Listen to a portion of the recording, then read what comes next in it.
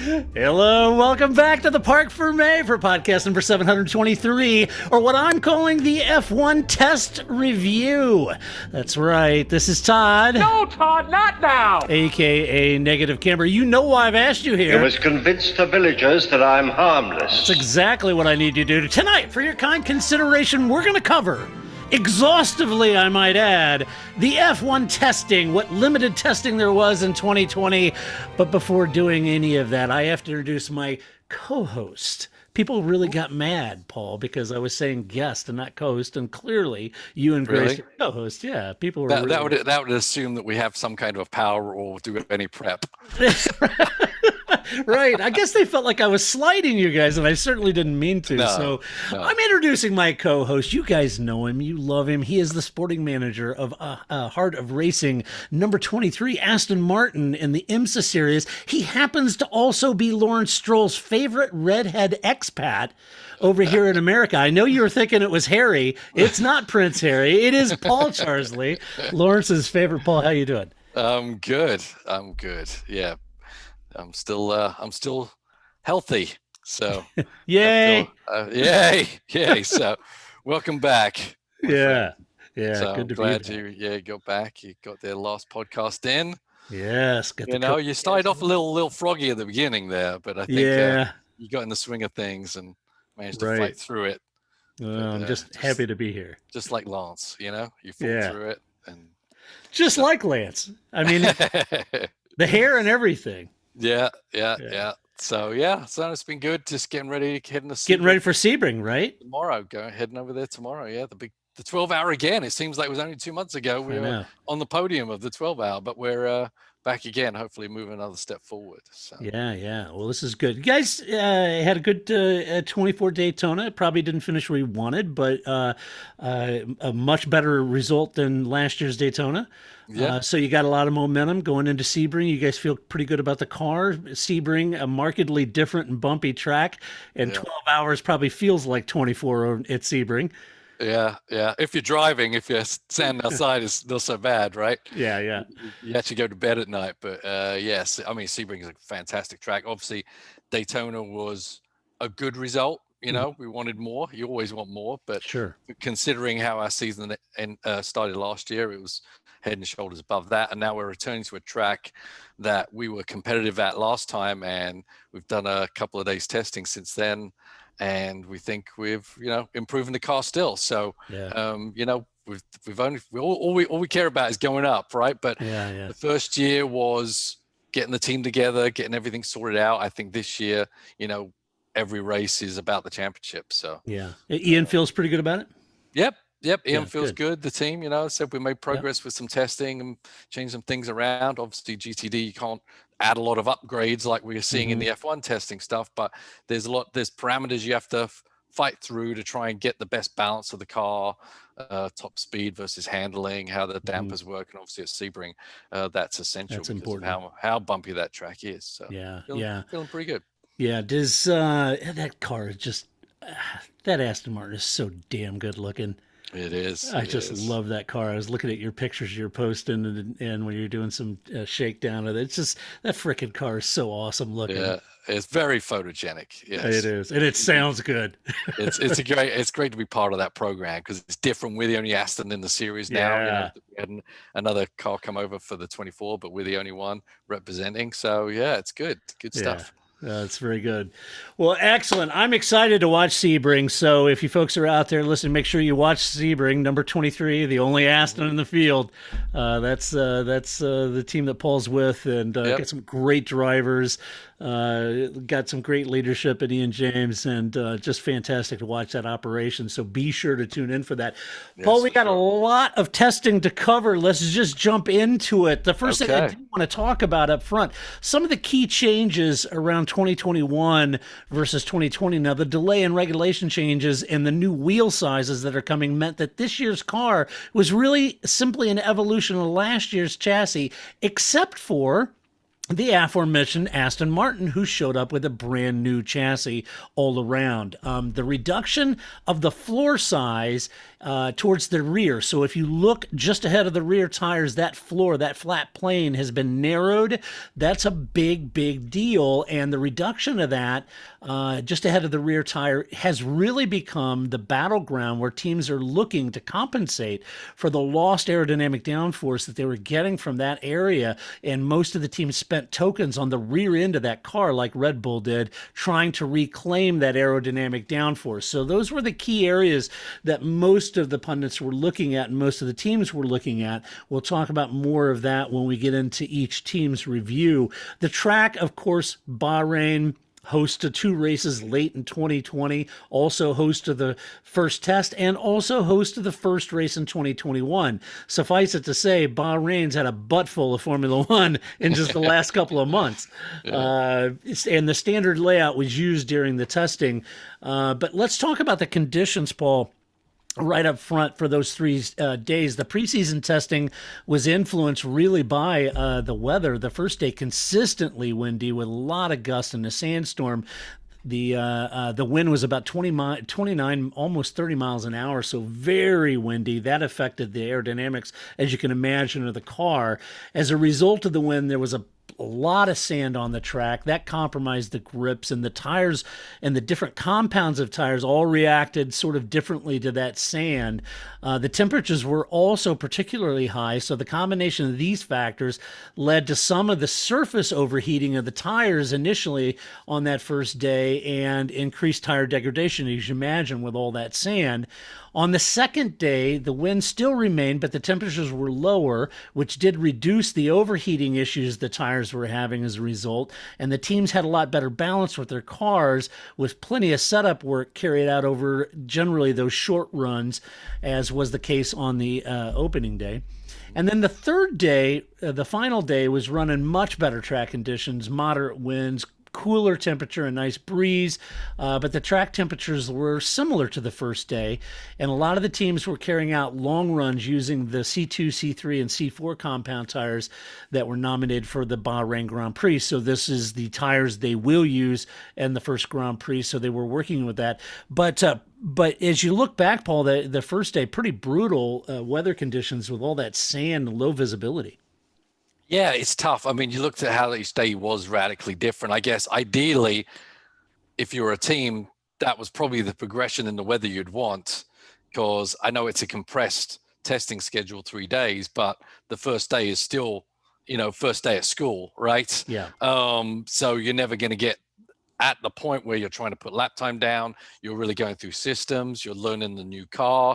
Certainly on some teams, some of the cars are a lot more different than others. The new engines, you're going through those procedures just to look for reliability and any little thing that's going to go wrong. So I think ideally it wasn't that bad for them, but to gain anything from that first day didn't really mean much, apart from making sure the cars are out there, they weren't blowing up engines and things weren't falling off them, right? Get the new drivers acclimatized with the car. So the progression actually kind of worked out for them, especially the second day was good, nice, productive weather pattern, etc. And then the third day, ideally, they got back up to the temperatures, but they're going to have to deal with those all year long, right? So yeah. You can't learn everything in this 3-day test, but they'll definitely maximize that. It's interesting because normally preseason is at Barcelona and they don't get back to Barcelona for like 4 races, and the car's evolution is quite a bit at that point. They bring upgrades here. Here we're looking at the first race of the season is basically the test is rolling into the first race. So it's a different ideology right now, where they probably were looking a little bit on getting the car set up for that race, but they can't dwell on it, because this really is, with the limited amount of testing we have, this really is something they have to test all the different parts of it. So I don't like, even when the Mercedes was a little off, you got to remember that these testing days are for the season, not just for the next race. Right. So they may be putting setups on, wing setups, different dampers, different ideas, that they can get data for all the other races in the near future. Definitely the first 6 races, they're probably putting simulations on that, which may not show in lap time, it may even look like the car's not handling very well, because they're not actually dialing the car into the track. They're trying to dial into a track that isn't actually there, but they're gaining that data so that because they can do similar equations as to, well, if it does this here, it's probably going to do this there. So testing is interesting, but obviously you cannot judge the book by the cover on lap times or even visually looking at the cars going around sometimes. Yeah. And if you're slightly newer to Formula One, you may have heard them talk about their program and their testing, and some of the drivers say, we got the program done. Paul, very much the same in your series with the 23 Aston Martin. You guys go to these shakedowns, you go to these tests with a clear, defined program of what you're trying to develop. You're trying to develop multiple elements of that Aston Martin, even as a sports car. You're trying to develop that program. So when you go there, Paul, as that sporting manager, you're going through this program, working with your engineers, team, drivers, working with Ian, trying to achieve a certain set of criteria out of that program that's accomplishing not just Daytona, not just Sebring, but, whether it be COTA or any other track that you guys are going to, that's the program that you're running. And Formula One is kind of that on steroids, right? Yeah, absolutely. And there's certain tracks that are better than others for exploring different options, right? You don't go to Laguna Seca for a test day because everything's so weird there, and the asphalt and the degradation is, you're not going to, you basically go with a Laguna setup, but nothing that works at Laguna works anywhere else, right? Yeah. But you also look at, how does one thing affect another? I mean, think of the multiple things you can change on a car. If we do this with the rear dampers, let's go through this 4 different setups with the front dampers and see how that adjusts the car, so that when you go to another race and the car's handling like this, we're like, okay, we'll look at our chart, and when we did this and this and this, it fixed this issue.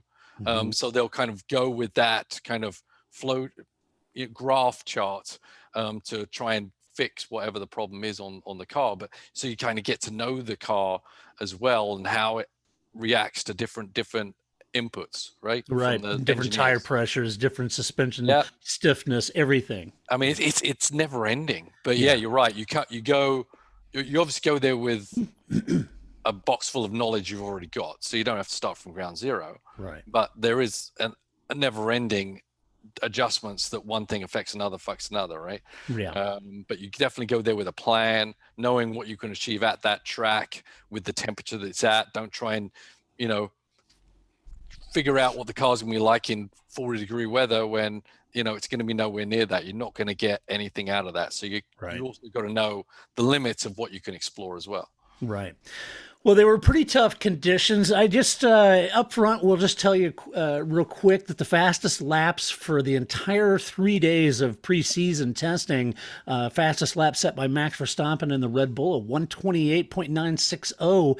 I'll give you the top 10 fastest. You had Max Verstappen. You had new rookie Yuki Tsunoda in the AlphaTauri, second fastest. Carlos Sainz in a Ferrari, third fastest. Kimi Räikkönen in an Alfa, fourth. Lewis Hamilton, fifth. George Russell in a Williams, sixth fastest. Daniel Ricciardo in a McLaren, seventh. Sergio Perez in the Red Bull down in eighth. Fernando Alonso returning to Formula One after a 2-year hiatus in ninth. And then 10th place was Charles Leclerc in his Ferrari. If I didn't mention a name, then that means they were slower than the top 10. Those were your top 10. I want to give you the lap count too as we head into the review team by team. The lap count, AlphaTauri, a stunning 422 laps, exactly on par with Alfa Romeo, 422 laps. That's a massive amount of laps for those two teams. Ferrari, 404 laps. The Alpine, 396. Haas, 394 laps. Williams, 373 laps. Red Bull, only 369 laps. McLaren, 327 laps. The Aston Martin, 314. Mercedes, last, 304 laps. This created a lot of controversy. A lot of press has been written about Mercedes. Are they on their back foot? We'll get into that when we get to Mercedes. The lap count by drivers, Pierre Gasly, the most laps of anyone, 237, followed by Kimi Räikkönen, and then Nikita Mazepin at 213. had 213 laps, a lot of laps by everyone. Yeah, the bottom of that order is the most significant one, right? Vettel with 117. Yeah. Only 117 laps for Sebastian Vettel on the Aston Martin team. And we'll get into that. Not a great start for Seb. If you were looking to go to a new team, everybody's excited. Sebastian gets over there 117 laps. We'll get into that when we cover it. But those are the lap counts. I thought those were interesting as well. But the total, when you get to testing, one of the things that I look at, and certainly the teams and press and everyone else looks at, is certainly total mileage. You're trying to get that reliability really hammered in. And Paul, when we talked about the program you're running, certainly that program means mileage, coming in, putting in those tests, those laps to really vet all the componentry, all the changes you've made. It's important to run that. Now, a team like Mercedes, as massive as they are, they would have wanted to do more laps, surely. But is 304 an anemic count? Well, it's nearly 120 less than AlphaTauri, Alfa Romeo. But, this isn't Mercedes' first rodeo, right? They know what they're doing. So with that, mileage, speed, all of that being said, there certainly are always testing caveats, right, that you have to talk about. Never-ending caveats that everyone always offers. I enjoyed how many disclaimers the broadcast team and even the press were offering with regards to their horrible assessment when they said that Ferrari were the team to beat. You remember that? A couple years ago, they were like, "Oh, Ferrari's the team to beat," and they kept clinging on to that. They were wrong, and they knew we were wrong. The next race. Oh, they're going to come on, and they did that for nearly half a season.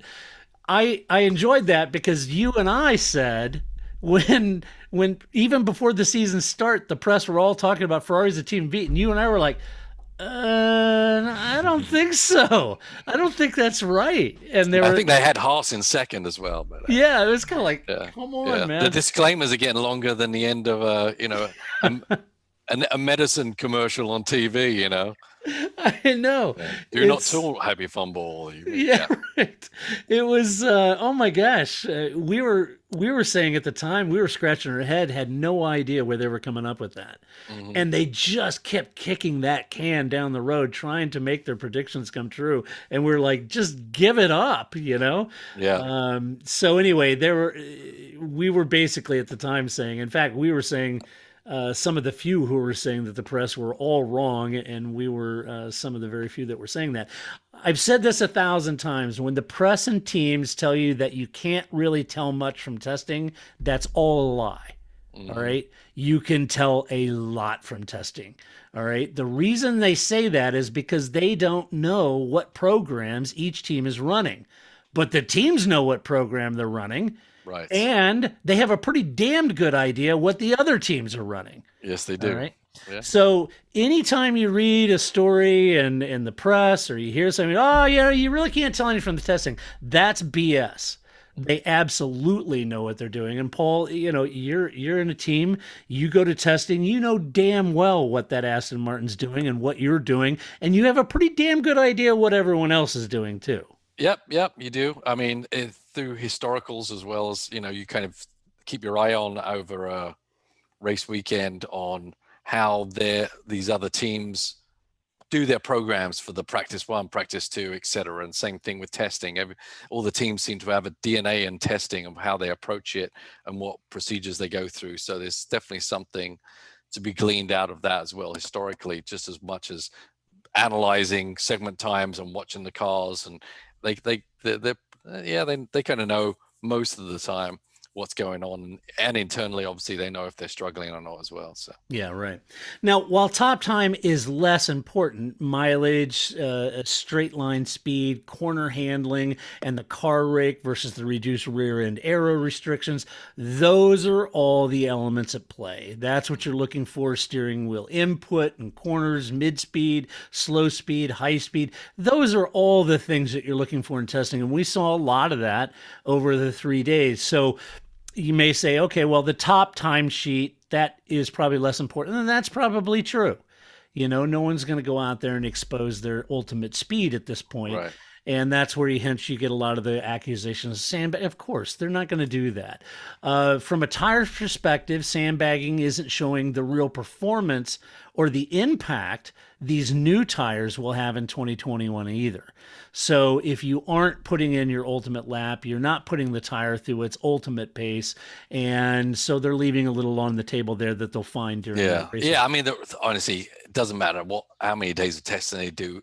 It's still different from a race weekend. Yeah. You know, and that's really when all of us will then know, right? Yeah. Right.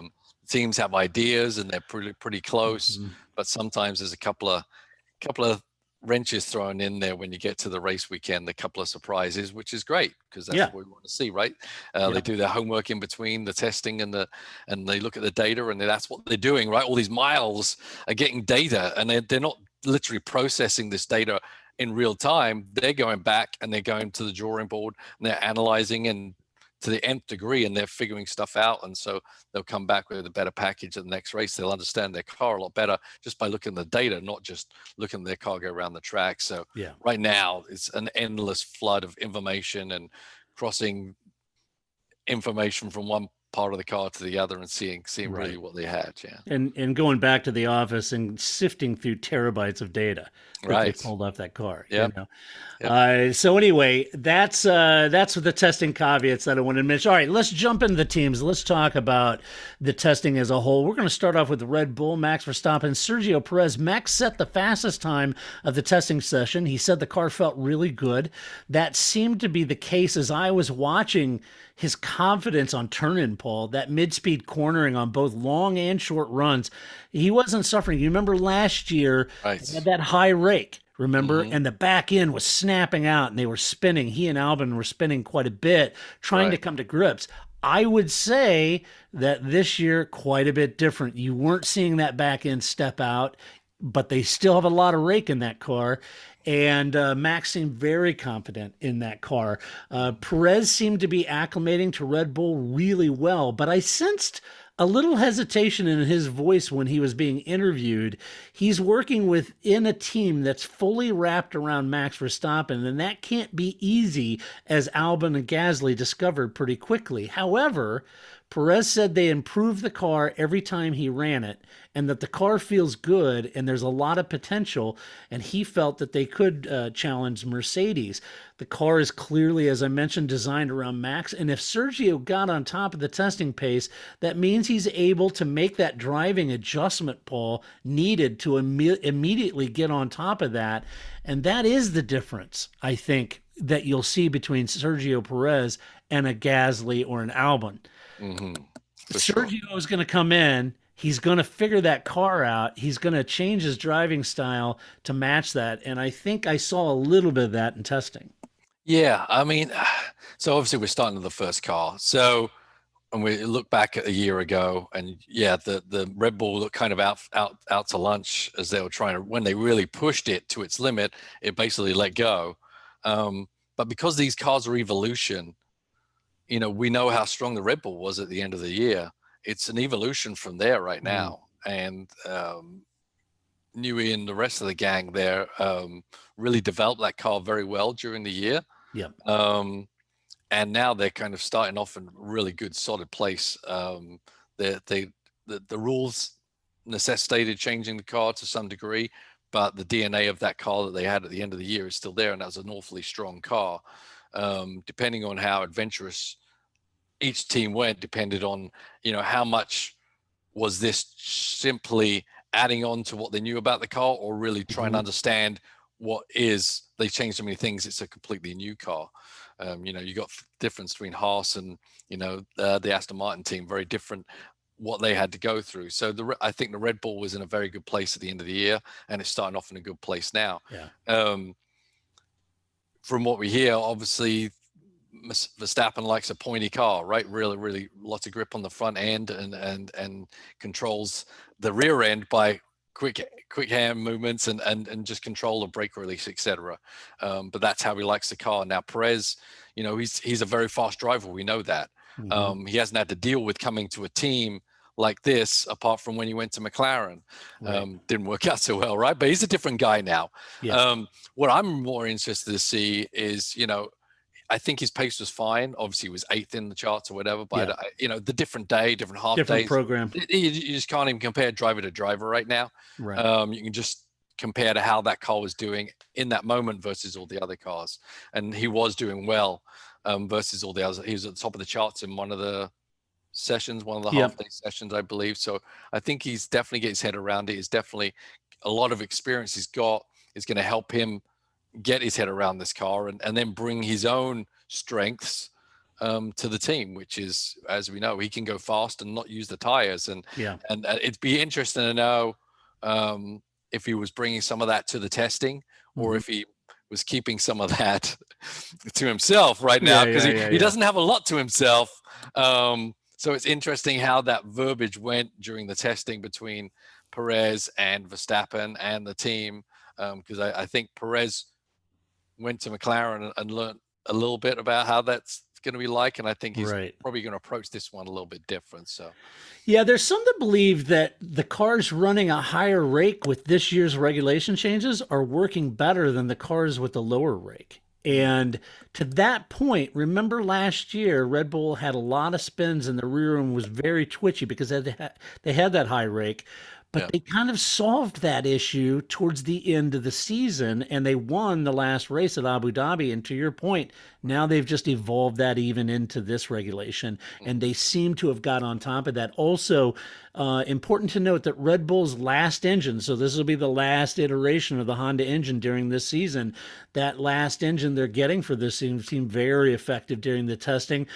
I don't think we've seen the Merc at full chat yet, so top line speed is really unknown about the Red Bull, but at least it looked certainly reliable and on song anyway. Yep, I definitely think they got a knife to fight the Mercedes a lot better than we've seen in the past. Are they going to beat Mercedes? Hard to know, but could they have narrowed that gap? They possibly have. We'll see. So Perez looked good. Max looked terrific. Red Bull looked great. Looks like they ran their full program. Got a lot of mileage in that car. Looks like it's very stable. You can turn in. I was looking at a lot of the onboards. Not a lot of seesawing or anything like that. Certainly, we didn't see that. Yeah, and that just shows you complete confidence. I mean, that as I've always said, the hardest part of driving a race car around a racetrack is that first third of the corner. When you make that commitment with the steering wheel, you don't, just kind of you're like waiting for it to tell you if that was that okay. Oh no, sorry dear. You to put a little input. But if you got complete at one with the car, you make that initial input once and be done with it. Set it and forget it, as Ron Popeil used to say, right? And then know that the back end's not going to swap around, the front end's not going to launch away from you either. That's exactly what I saw. Total confidence from Max. He turned in, he knew that back end wasn't flipping out. Right. And he likes that pointy. We know Seb likes a pointy car too. And unfortunately, watching Seb, I saw a lot of understeer trying to coax that car into a corner. Whereas Max, boom, turned it in, had total confidence. And if you start off the season with a car that feels that good, then even if the pace isn't maybe as optimum to Mercedes, but that will give you consistency, which is really strong under race conditions. Right. Let's go to Mercedes. Talk about that Lewis Hamilton, Valtteri Bottas. Merck seemed to have increased the rear rake on their car, but like Red Bull last year, they seem to be losing the back end very quickly. And Lewis spun a few times, beached it, had to stop the session and recover the car from the runoff area in the kitty litter. So he was chasing the rear end of that car through most of that test, Paul, and that looked difficult. Merck made changes to their MGUK and their engine block, as well as their MGUH, which is a split turbo, which Honda also uses. And some are thinking that maybe Ferrari might have switched. We'll get into that a little later on a split turbo design. Mercedes left a lot on the table as a team. who were used to pounding out serious mileage. Think of the last few preseason tests over the last few years. They just ran mileage after mileage and pounded it out. So they missed that opportunity, although some speculate that the fact that they're staying in Bahrain this week for their official shakedown run slash filming or whatever it is they're doing, some suggest that maybe that is by design and that the real upgrade pieces will show up now. Not necessarily in the testing, but they're going to show up during their shakedown run when they're all alone. So keep an eye on that in the press, and we'll see if we see a whole bunch of different bits and bobbles this week. Which we saw, I mean, because I was talking about historical testing, right? Mm-hmm. That's something they did before. They came out with a car with nothing on it, and then the second testing schedule, they came out with everything. Right. Completely different car. And they're very crafty people over there. That's a hell of an operation over there. Yeah. They know what they're doing. Look, there's no part of me that believes Mercedes has lost the plot. And if they wanted to, let's be realistic, this team could just bring an entirely new car to the first race. All right. They have that ability to develop unlike anyone else. Mm-hmm. So I'm not ruling Mercedes out. Could the gap have narrowed? Possibly. And let me just go on the record. I hope it has. I hope Red Bull has closed that gap. And I hope it's a hammer and tong fight for the entire season between Max and Lewis. I would love to see that. But this is Mercedes. And if they struggled in testing, they will get on top of this. They'll figure it out. They have the premium lump on the grid. We know that. And so while everyone is dancing about on their grave, singing hallelujah, I am not doing that. All right. No. This is Mercedes. They will sort it out. And there's a part of me that wonders if they're crying Toto Wolff at this point. Yeah, my first inclination was Mercedes have had so much performance in hand. Mm-hmm. What more do they have to do? Right. But there have been on occasions where they've fallen a little flat and haven't been the Mercedes from race to race to race. So if you were Mercedes and you had just a well-beater car year after year after year, you go to testing in a car that basically you had last year, would you just keep going with the normal plan? Or would you try and fix the dips in performance during the testing? Because that's kind of what my mind was going initially. I don't know if I'm right or not, because I think the mileage thing is an issue. I don't think they ever plan to do 100 laps less than everybody else. No. So there's a little reliability thing that I think they should be worried about. But I definitely think if I was them, I would be focusing on their weak spots and try and fix those at their preseason testing, rather than just trying to build up and dominate everyone through the testing, which would lead you to the car struggling a little bit. And as I said, this isn't a Bahrain test. This is a preseason test for the whole year. Right. So that's when you throw all the different scenarios. Okay, let's put in, the Abu Dhabi setup. Let's put in the Brazil setup and see what happens. And why we struggled there and what we can do to fix it. Yeah. So I'm definitely not thinking they're behind Red Bull. I said the reliability is something, but I definitely think they know what they're doing. And I don't know how much you can do in those shakedown, press day, photo op days, because you can't. It's a different tire you run. It's like a Photoshop video tire, so you can't glean a lot of info from it. But I don't think they're on the back foot and panicking right now, because I think they've already got their plan in place for that first race. Yeah, this team knows what the hell they're doing. And people say, well, Lewis is spinning. Well, Lewis is going to push it.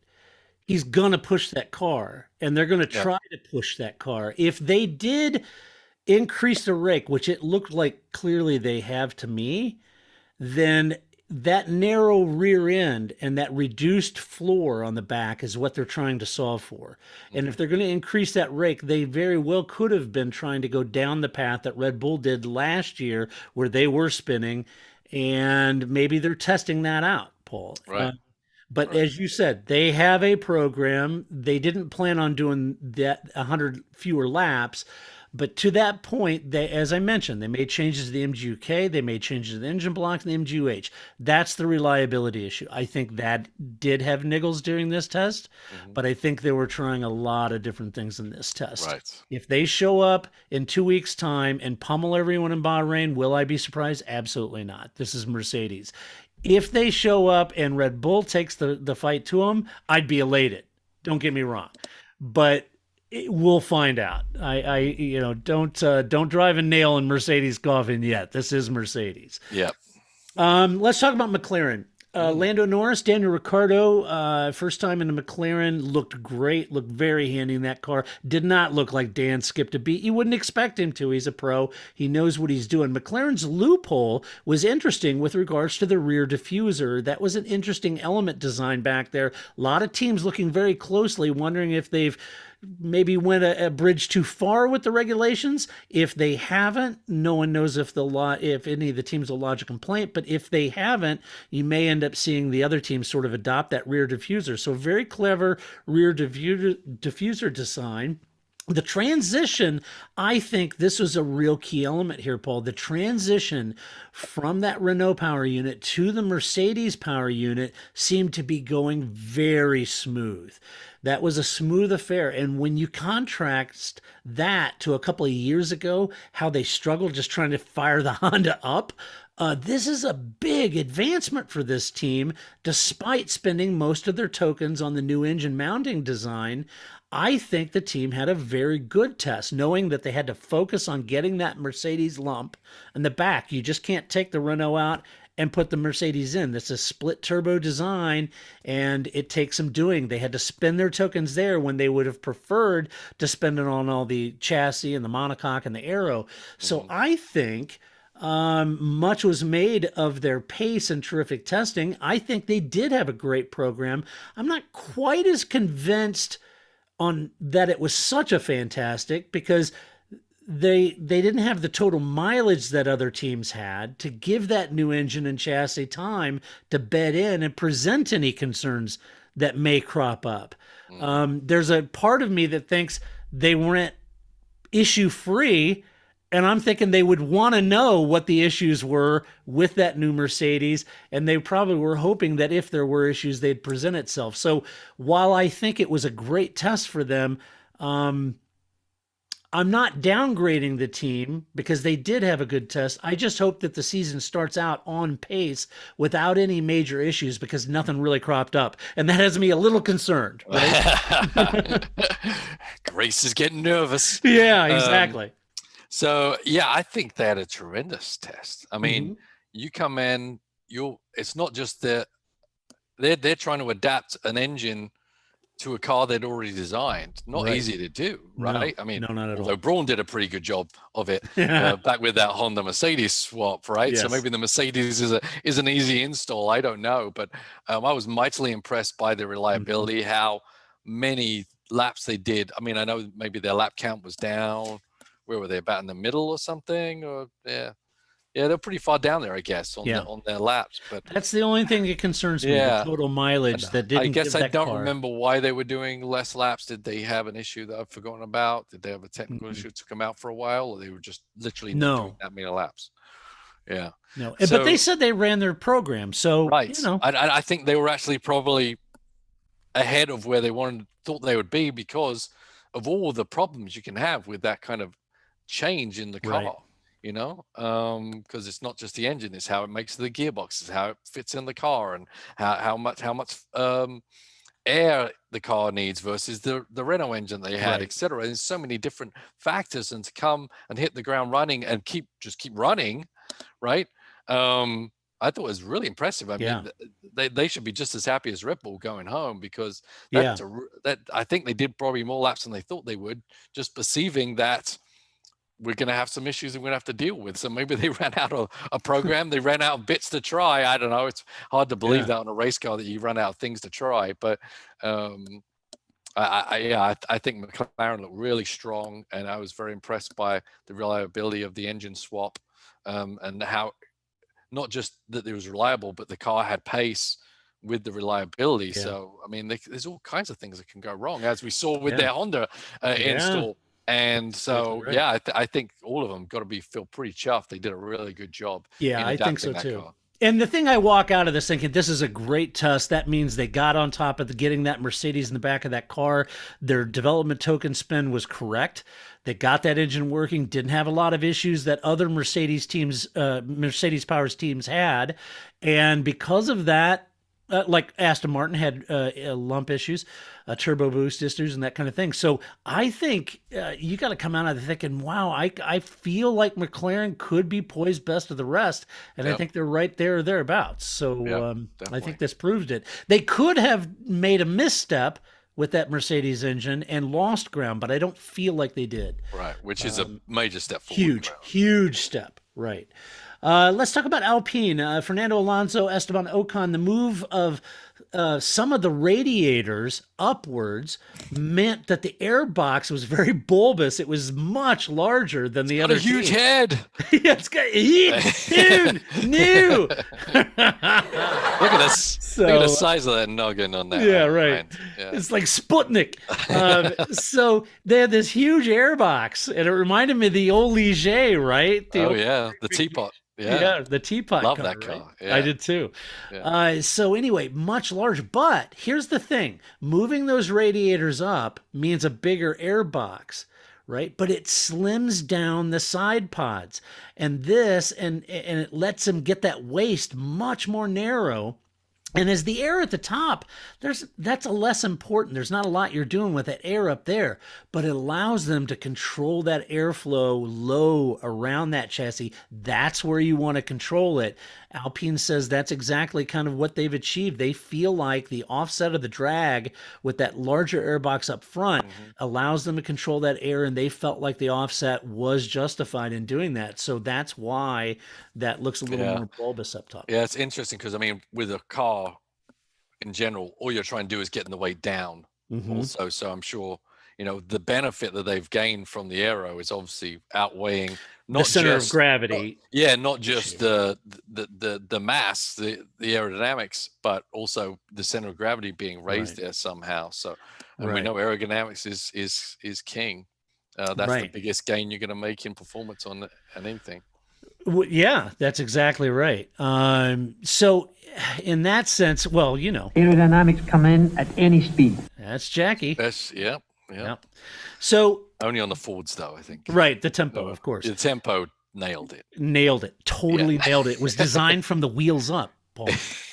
So yes, center of gravity raises. That's not what you want, but they felt like they could get that waist narrower and control that aerodynamics around the chassis, and that the payoff was relevant. At least that's what they're saying. We'll see come race time. Despite having titanium plates in his upper jaw, Fernando Alonso looked completely on pace and right at home, despite having gone 2 seasons out of Formula One. That was cool to see. I have to admit, Alonso got in there, boom, on it, right? Yeah. On pace, doing the whole program, looked great. Didn't look to be struggling with the fractured jaw that he had. I thought that looked great. The team put in a lot of laps, which bodes well for reliability, and the pace seemed to be on par with Ferrari, thereabouts. I'm not sure they've made any significant gains over last year's Renault performance. And the reason probably is this is a 3-year-old chassis. This is the 2019 chassis that's revolving. So they didn't, they made this big change with the radiators. I think that's a good move considering they're working with an older chassis, Paul. So I don't know. I think they'll be there stuck in the midfield battling it out, maybe with Ferrari. Who knows? Yeah, I would agree. I don't think they dropped anything. I don't think they gained anything. It is going to be interesting to see how this evolves. It was crazy last year. They did way better than we thought they would with an older chassis that was last year. Now they're coming with that same chassis, right? But there's something to be gained from familiarity or something, right? And you can rethink outside the box and repackage stuff as they've done. That's something they're gonna have to do. They have to with that car. So they're gonna have to throw some different stuff at it and be use some ingenuity there. They know the car. but they've got to do something different, get more performance out of it. They got more performance anyway because they got Alonso in the car, which is fun. As you say, it's just fun to watch that guy drive. But I know Dan Ricciardo was also fun to drive, so replace one fun guy with another fun guy. One more fun. One guy's a bit more fun to have a beer with, mind you. But I think I think Alonso's going to be pretty happy considering how he left Formula One, and that this team's probably a bit closer to the sharper end, and that's going to instigate a bit more pace and effort out of him anyway. So yeah, it's going to be an interesting team to see how they evolve. Once again, it's just one track right now, and we know that car kind of ebbed and flowed a little bit depending on the track last year. So I think there may be a couple of races that it's a bit more sharper. Yeah. I love the blue. Sorry. It does look good. It does. I love the blue. It's like harkening back Ligier. I'm thinking, this is great. And then when they came out with that bigger air box, I'm thinking, Ligier, it's French Racing Blue. For God's sakes, I'm happy. That's good. I've been calling for French Racing Blue for 5 years now. Yeah. All right, let's talk about AlphaTauri. This is a great result, great test for this team. Pierre Gasly, Yuki Tsunoda, rookie, first time in the car. I thought it looked great. I thought Yuki did a great job, to be honest with you. I thought the young man looked great in his meteoric rise to F1. This is kind of a neat story, and I thought it just a talented young man, looked great, looked poised behind the wheel in that car. You'd expect that from Pierre Gasly, of course, but Yuki, I thought, acquitted himself very well in this test. The team adopted last year's Red Bull front suspension and steering system, and in order to do that, they had to modify last year's monocoque in order to make the new suspension work. So a little bit of a gray area with token spin, but regardless, as I mentioned, Yuki did a great job during the testing, said that the car worked great on the C5 tire. He loved that increased grip. That was new to him. Loved that. The race sim, he said he did. He learned a lot about the tires, and as anyone would tell you, this is really where the rookies, struggles with this tire and the changing degradation of these tires. So he got a lot of running in, pounded out tons of laps for this team. So from a reliability standpoint, a Honda reliability standpoint, if they were running that Honda in much higher settings, that would have been good for Red Bull to learn. They put it all on the table out there. I think in the end, I think we saw most of what that team could produce as far as speed and pace, but that bodes well for their movement towards the sharp end of the grid. I'm hoping that that they can develop now through the rest of the year, that they've got the resource to develop that car, because I think they look damn good. And I gotta say, Paul, I love the white wheels. Yeah, who doesn't like white wheels? Thought it looked great with that livery. That car does look good. It does look good. But yeah, it was interesting though that Tsunoda obviously got the second fastest lap. But then there's that whole big controversy over his DRS was open more than anybody else's, right? So you got to think it's kind of like back to the old Jordan days where you cheat the car up so it does a good lap time to keep everyone interested. I don't think it's any coincidence that Red Bull would want to big up the Japanese Honda driver in Formula One to get their interest a little bit. I mean, even a little bit of a glory lap there. A bit of a glory lap, and it's funny how even people with like decades of seeing everything, everyone still looks at that lap time, right? Even though it was a bit of a cheat, quite honestly, it's fun. It is fun to say, but Red Bull, AlphaTauri, they need as much help from Honda as they can, even though Honda are pulling out, right? They want to keep that. Honda have an interest in that whole program, even if their name isn't on the side of it. And I think, throwing a glory out for glory lap for him was probably not the worst idea they had. No, I thought it was a good idea, because now you're going to have Mugen involved with them in their development, and this is all bodes well for them. I think it was all a good move to have him in the team. I think he's a good driver for sure and deserves to be there. And historically, Japanese drivers are pretty good on qualifying type tires, because that's how their whole life or progression in the series in Japan is. They always had the glory tire, the qualifyings, even when Formula One did away with it, etc. Japan, for some reason, have always kind of kept that in their programs. So these guys really do know how to extract that one lap pace out of there. So I think he's probably going to do pretty good at qualifying. Obviously, he showed it in that pace. Even DRS open too long corrected. And I think Gasly is a great benchmark. But overall, really solid week for those guys. Well, yeah, absolutely. I thought it was a great week. Reliability's there. They pounded out more laps than anyone, right there with Alfa Romeo. I think both the Alphas looked terrific as far as reliability and really putting in that mileage. And Yuki needed those laps. So I thought that really worked out well for that team. Very excited. I hope they can get in amongst that midfield and mix it up a little bit. And with Pierre Gasly, I think they will. Yeah, I'm excited to have a Japanese driver back. Yeah, me too. Absolutely. And I think, there's been some good ones. Yeah, for sure. This guy looks like he may end up being the best. Yeah. Early days, obviously. Yeah, early doors, as you might say. Early doors. UK there, Paul. Along with controversy. Let's talk about your team, Aston Martin. Sebastian Vettel, new to the team, 4-time champ, moves over there. Lance Stroll, the only new car on the grid, as everyone else is using the older chassis. But Paul, it was clear that this was not just a green Mercedes or a pink Mercedes. They spent a lot of time in the woodshed developing this new chassis. Look, you're going to roll the dice when you do that. And this team knows that, if the last year's was kind of a copy of the Mercedes, okay, fair enough. But they are putting some serious money behind this, Lawrence's. This is a real program. They're designing that chassis. Big gamble. They got Sebastian over there. Sebastian said, look, there's a lot of new things with the new car. It's a new Merc engine. He's not used to that Mercedes engine. A lot of new buttons and knobs. They had a turbo boost pressure issue that sidelined him.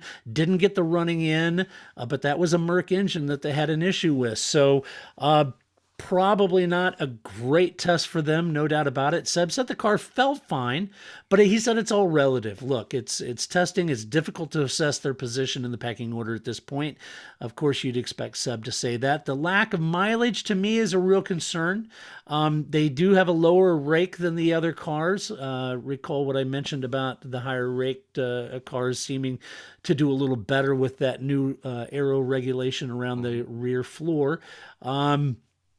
It makes you wonder, if they have the potential in the car that unfortunately they just couldn't really unlock it over just 3 days. So if it's an all new chassis, these are difficult things, and it takes time to develop this. It takes time to understand what this chassis is going to do. 3 days really isn't enough. So, look, they had a plate full of niggles that hobbled their program. Very limited running for Seb, and that doesn't bode well for him. But at this point, are these basically teething pains that you would get from its first real car under Lawrence Stroll? And I think they'll continue to pace this. And will it come out hitting the ground as fast as the pink Mercedes was? I don't know. I think they'll be in amongst the battle for the best of the rest. That's not really the intent here. Check out our season preview next week for when we'll make proclamations. But I'm kind of worried if they may have to take a step back with the new chassis design before they'll go forward. I don't know. And sometimes you have to. You have to, right? yeah. You got the devil, and it's easy to manipulate it, and you know what buttons to push, right? This one is a whole new thing, and not saying they've got an excuse because it's a new car, because honestly, I think the McLaren was at probably their degree of difficulty is nearly the same.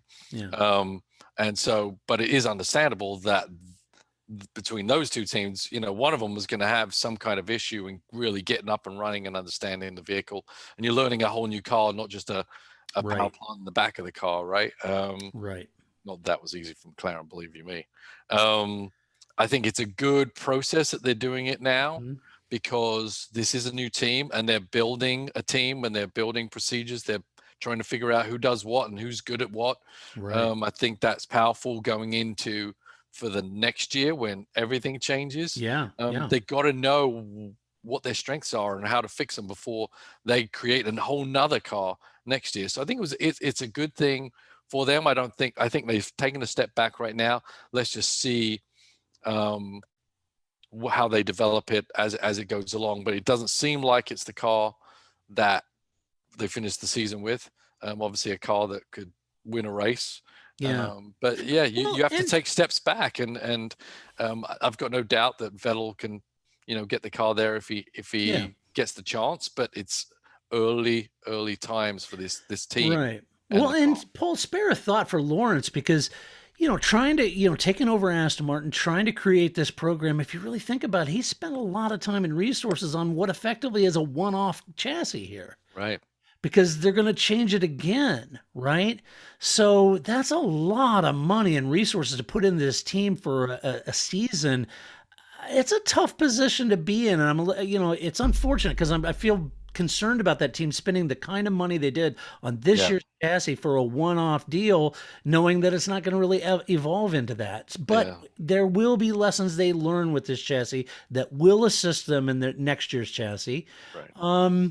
Yeah, I think these are teething pains for a guy that's serious about building a good racing program. Yeah, I mean, it's a good idea to do what they're doing. It is a tough thing to discard a car that, was pretty much, third best car on the grid half the time, right? That's right. So it is hard to do, but I think because it is, as you said, it's a real program.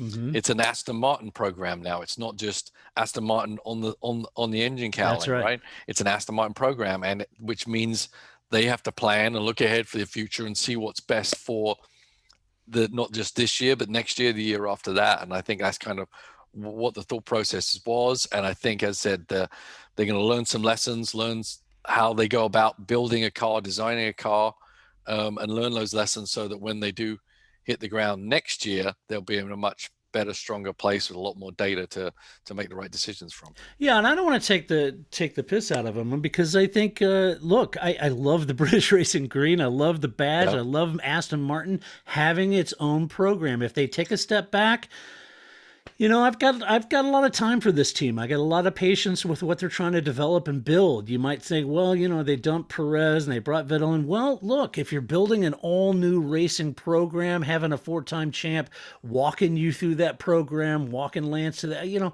I've got more of a long view of what they're trying to achieve here, and I don't want to throw the baby out with the bathwater on 2021. Yeah, from that perspective.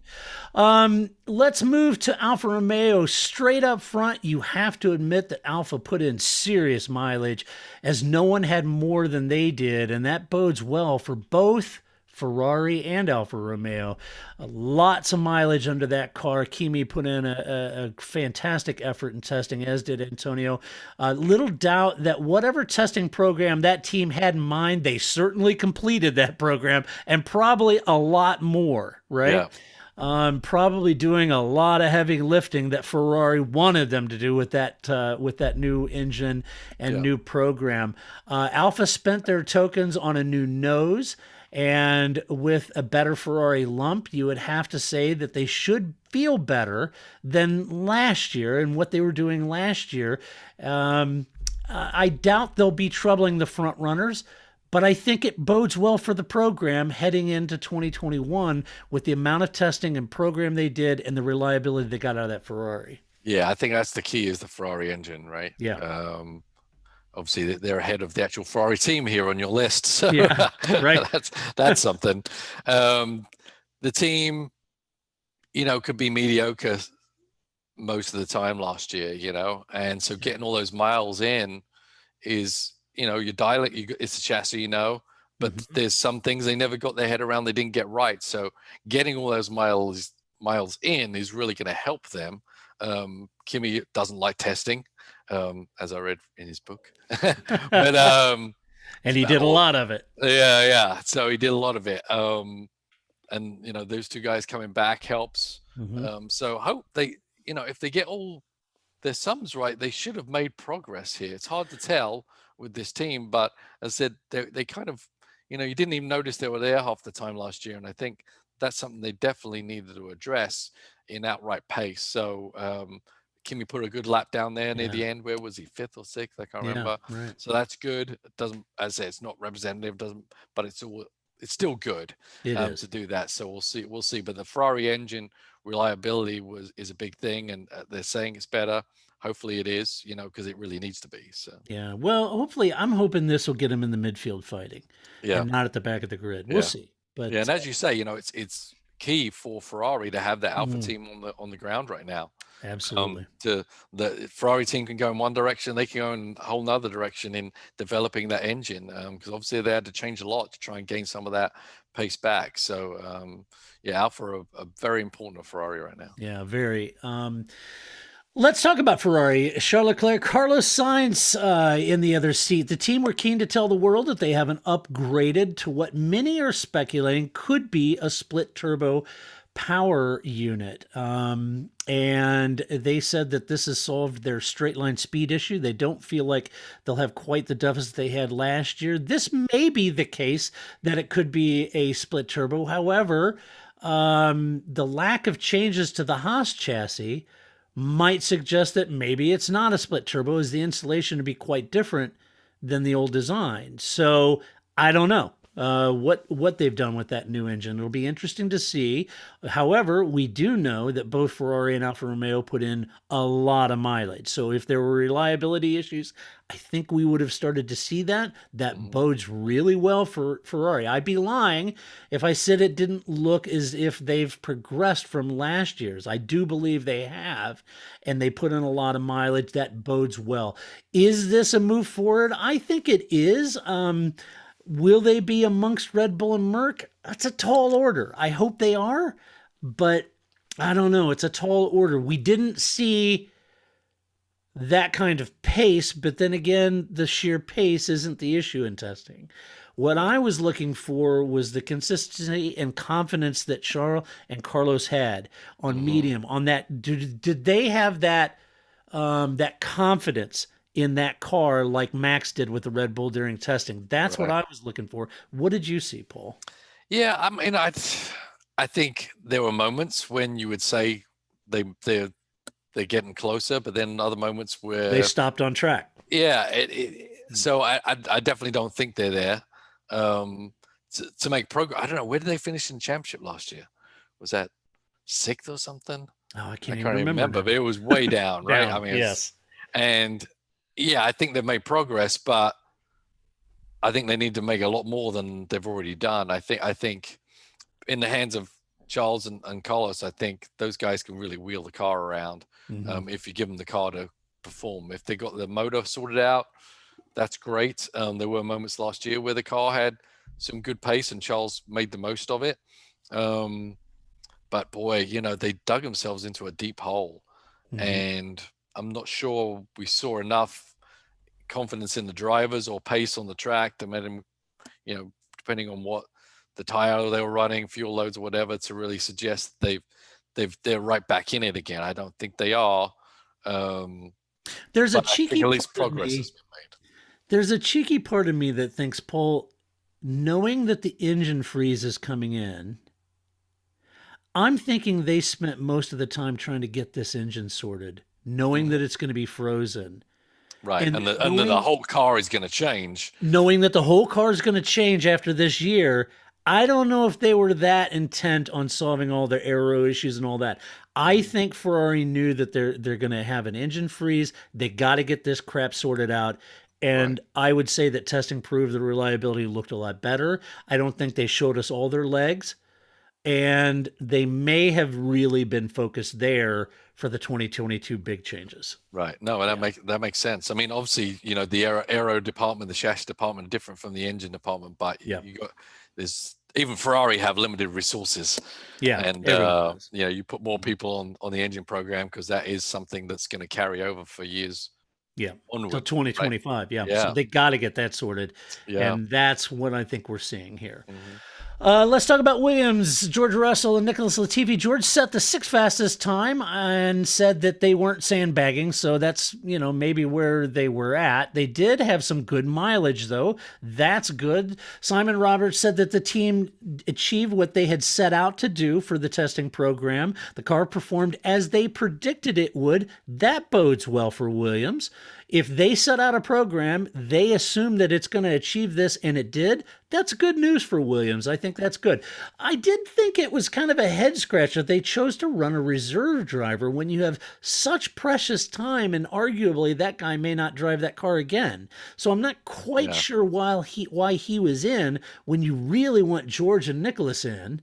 I'm not sure. But anyway, the team focused on maximum downforce. Yeah, money. Yeah, you're right. It's money. It's money. Yeah, it was money.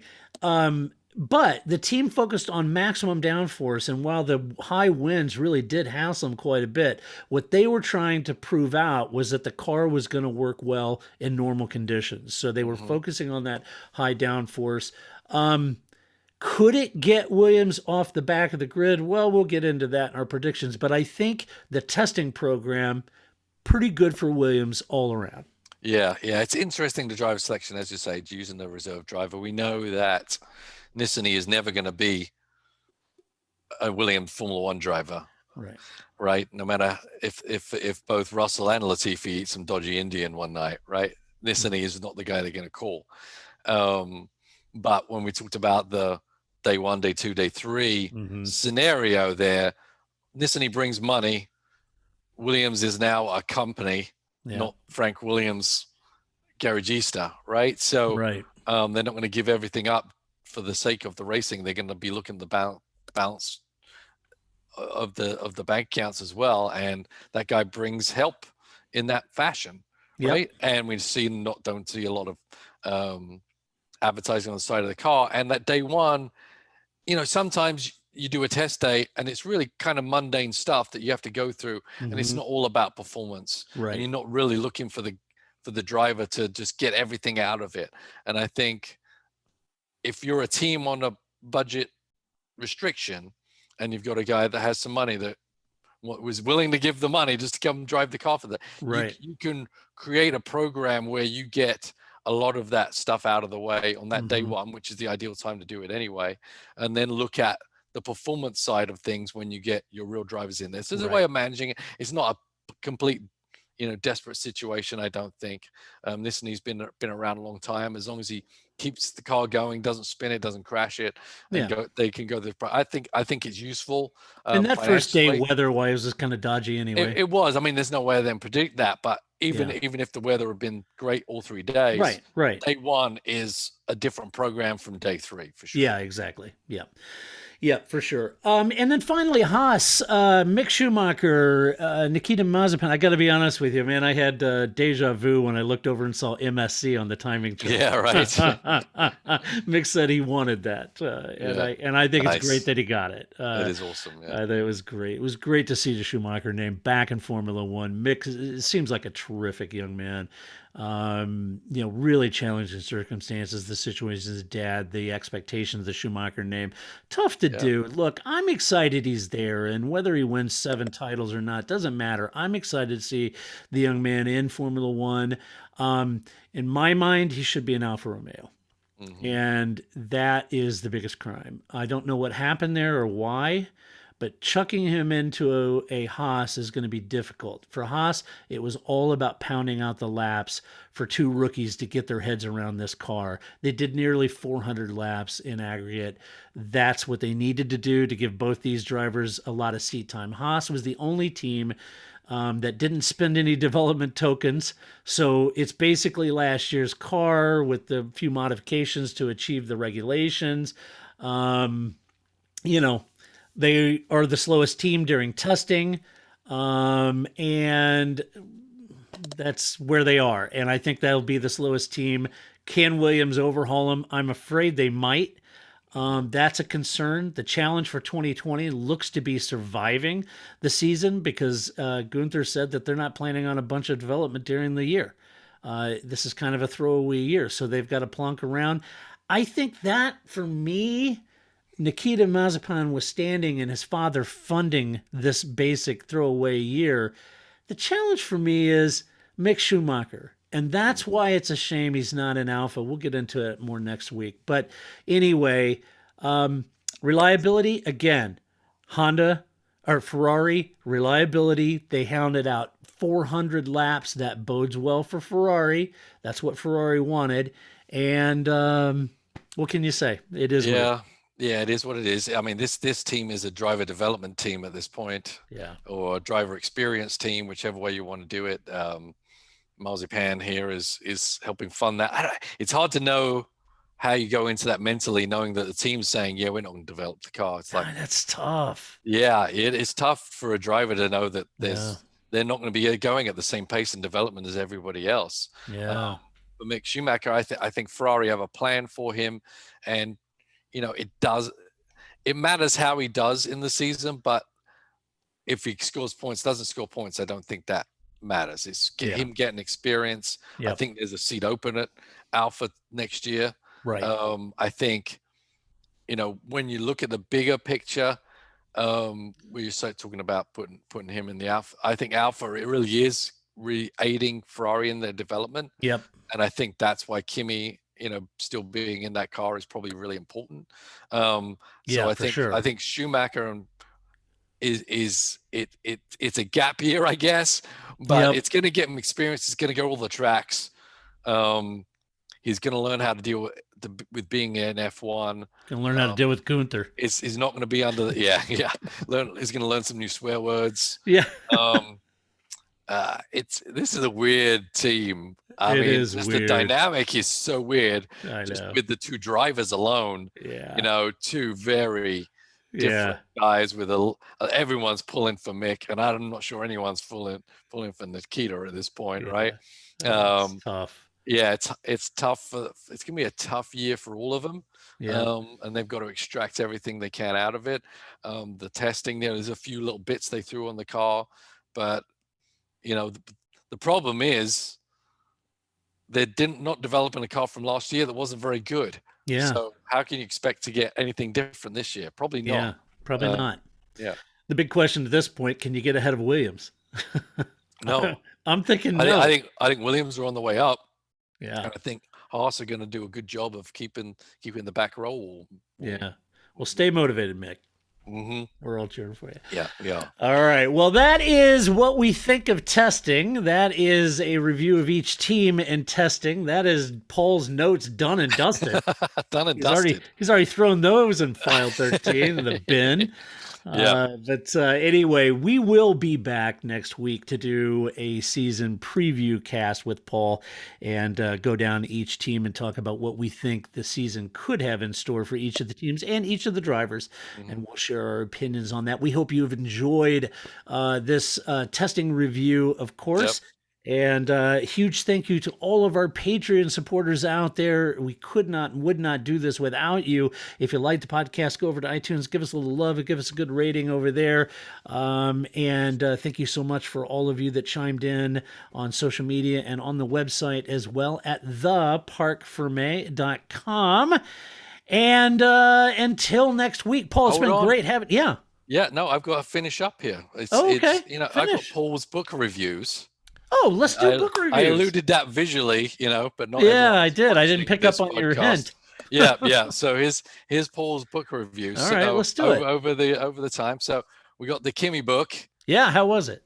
It was mediocre. Yeah. Yeah, I learned he's a family man. That's great. Yeah. But and his family, as most of these drivers, gave up a lot for him to be there, but little else. Yeah. I don't think there was a lot of surprises in this book. It was basically written by a guy who didn't know anything about Formula One, so I don't think he was the book's kind of written from someone who wouldn't know what Formula One was about nearly. What's it like? What's a Formula One car like? It has this. When you go, it just didn't have a lot of meat to the sandwich, I would say. It wasn't like a tell-all on the drunken gorilla. It wasn't. With the mind. Obviously, he had struggles with drinking, and he stopped all that for the most part. But I don't think, this would probably be pretty far down on my list on books to read as we warm up. Not as good as Damon Hill's. Not as good as Damon Hill's. That was a great book. For many reasons, not just F1. I think it was actually just a really good book. So my next book is the Adrian Newey book, which is How to Build a Car. Really super interesting on him as a kid, and you see lots of kids drawing those little pictures of cars and how they work. I remember myself doing that, right? Yeah. You do it. But how he evolved that into with the great mind and evolved this into getting into Formula One. That's all he wanted to do. You know, he wanted to be a Formula One designer. He tried to be a driver, wasn't much of a driver, but it follows him, you know, his steps towards Formula One. Pretty amazing how quickly he moved up, but he spent some time over here in the States in IndyCar that kind of really cut his teeth on being the guy, and then went back to Formula One after being just one of the people, and giving some it dissects each car and what its pluses and minuses were, what was going on in the team at that time. So on the technical side, it's really interesting. On the personal side, I find it really interesting. Oh, cool. New, isn't it? But it's a lot of pages, but I'd highly recommend it. Yeah, very good book for the Formula One minded people who are both technical and sporty, and can actually read, you know, words that are more than 4 letters. So that's good. Cool. So the last book, of course, is on a sad note. Yeah, I meant to put this at the top of the notes and at the top of the show, and I totally meant to talk about Murray Walker. Yeah. I've read that biography. I loved it. I really enjoyed that. I hope you did. I really enjoyed it, and I was talking to Tom Firth V, and you know, he had a great idea. He said when he was younger, his parents bought him the book and the book on cassette. Yeah, I guess he has to go buy a cassette player, but Murray Walker's narrating it, right? So I'm going to go buy the verbal version, the audio, of it, on Amazon, and have Murray speak to me, because as a child, you know, I mean, think about it. Murray used to be the only guy commentating on Formula One in your entire life. Yeah, and look how many people have to show up to a Sky F1 series now. You got like 4 world champions, you got this and that. Sometimes it was literally just Murray. James came along occasionally and some other people, but sometimes I watch a F1 race, it was just Murray Walker talking, and he'd make you a little mad sometimes because he'd get it wrong and everything. But when you read the book and you understand, you know, what they were dealing with when they're trying to follow a race, they're looking at you the race in a little 9:9 black and white screen. Exactly. It makes those mistakes seem all the more impossible. How he didn't make more. I know. But his enthusiasm, I mean, as you say, since a kid, he was the voice of F1. He got you excited even when there wasn't anything going on. I know. You know, I mean, just one of a kind guy, but definitely, really miss his voice. But man, you know, lived to his late 90s, fantastic. And he's got a very interesting life before he even got my gosh. Oh, is it in the tank? He's in World War II. Yep. And an amazing biography. Here's the thing. I meant to do all of the Murray Walker tribute at the top of this cast, and I'm so glad you reminded me. But as a Yankee, we didn't grow up with Murray. But as a Formula One fan, I've always heard Murray, and I'm a bit of an anorex, so I was always listening to Murray, and I would find audio of Murray, and I read that autobiography. I've grown to love Murray from afar because we didn't get to enjoy all of those years of Murray Walker, but I know you did. And he's such an integral part of your childhood and listening. And you, like many other British people, this is all they had known. Their entire life was Murray Walker calling it. Right. And as I got older, when the internet came out, I could go and find old races with him and Martin Brundle, which I think were a great duo in and of themselves. But then listen to him and James Hunt clash, and chalk and cheese, and I thought that was great to listen to that.